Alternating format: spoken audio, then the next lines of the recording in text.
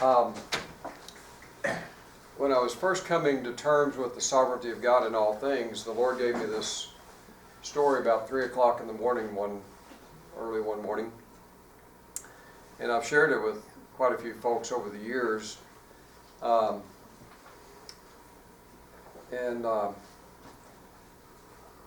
remember a few years after I shared this, I was building a patio cover for a lady in Dallas whose husband was a Dallas Theological Seminary professor who had died.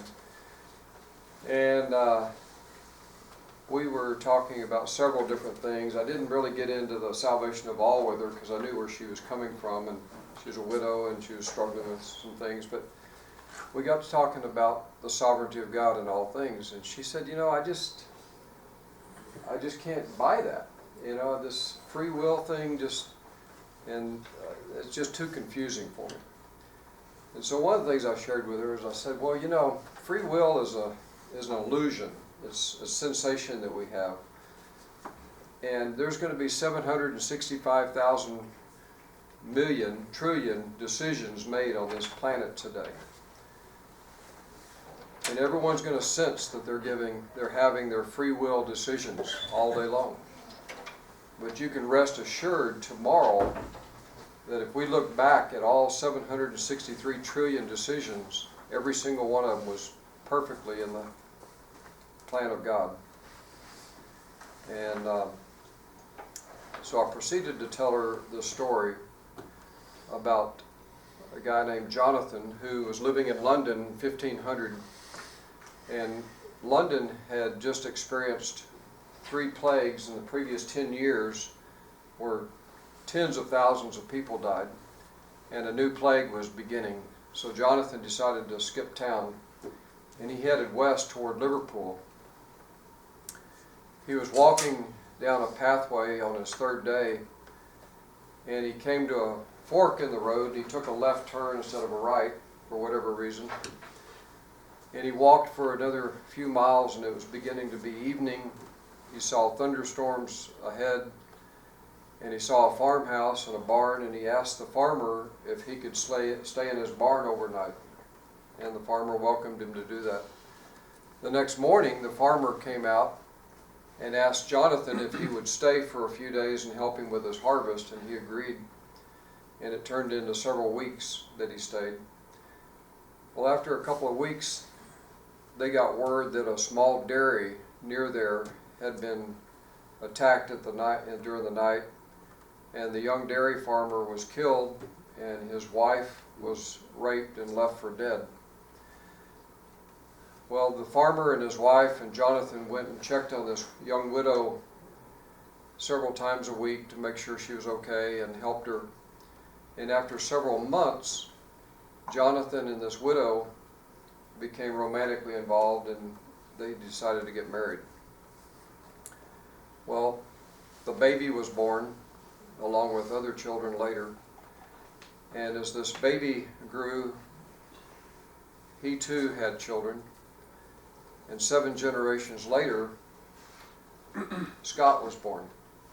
Now, Scott had the opportunity to hop on a ship to go to the colonies as the British were arranging for more military to go to fight the colonialists. He found himself in a battle on a horse, and as he was entering a field, there was a sniper with a rifle pointed straight at Scott.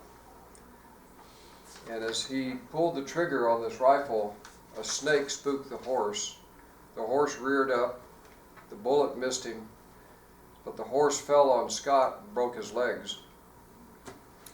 He was in infirmary for several weeks, and there was a Hessian nurse taking care of him, and the two of them became good friends and eventually married.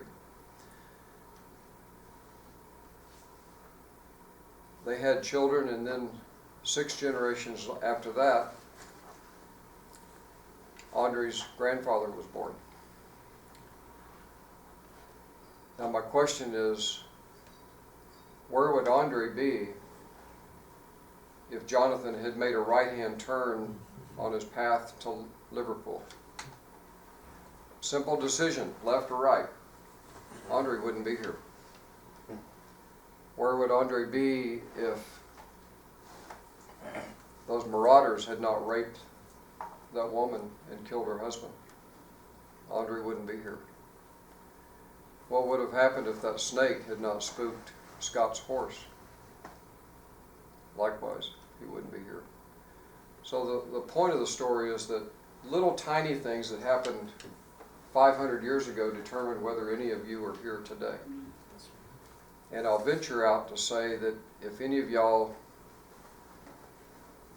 are my age or younger, which is about 99.9% of this room, you probably wouldn't be here if it wasn't for Adolf Hitler. What a horrible thought, but it's true. Because where you grew up and where your parents met and where your grandparents met was determined by the lay of the land of this country, which was determined by World War II in many, many, many ways.